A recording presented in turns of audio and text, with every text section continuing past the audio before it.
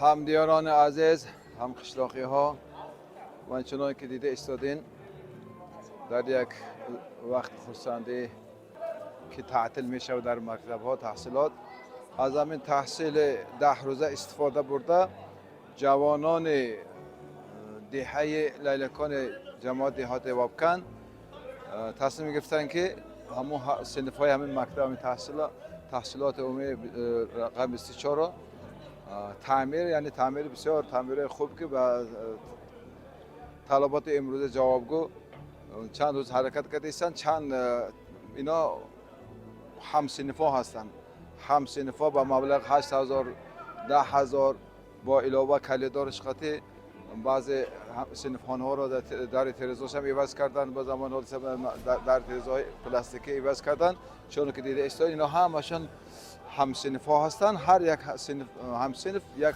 حجره یک خانه صنف گرفته تعمیر کردن علیکه یک عجایب و زمان امروز جوابگو با پرده های مثلا خوشرو تعمیر کردن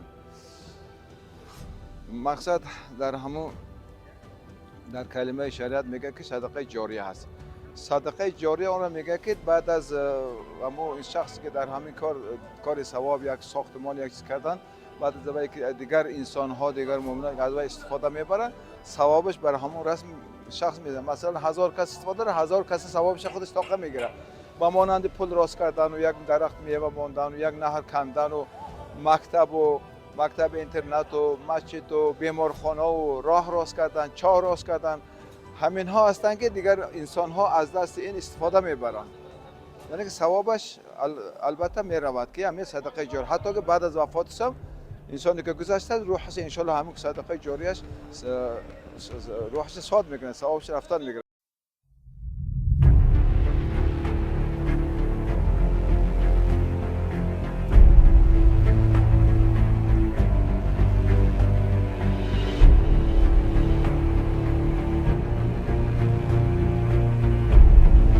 Assalomu alaykum, hurmatli hamqishloqlar, vatandoshlar.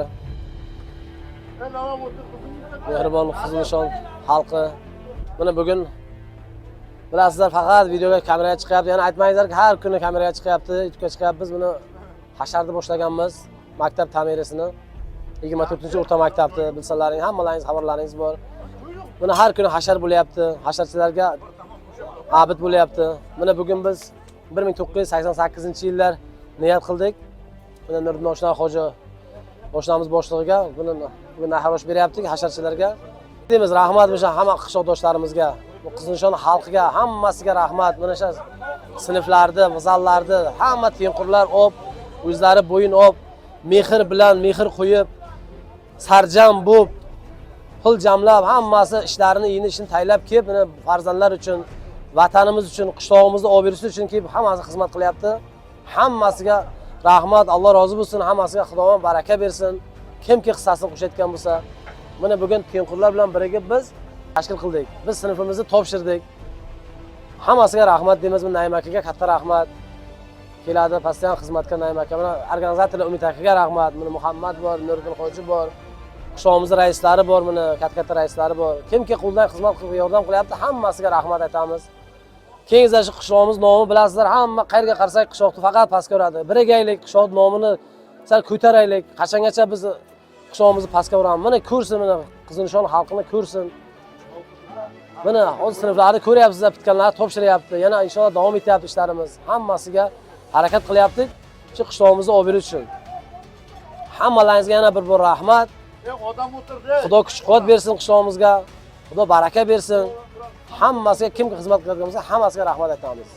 Yaxshilar ko'paysin, o'sha organizator qilayotganlar ko'paysin. Hammalaringizga rahmat yana bir bor.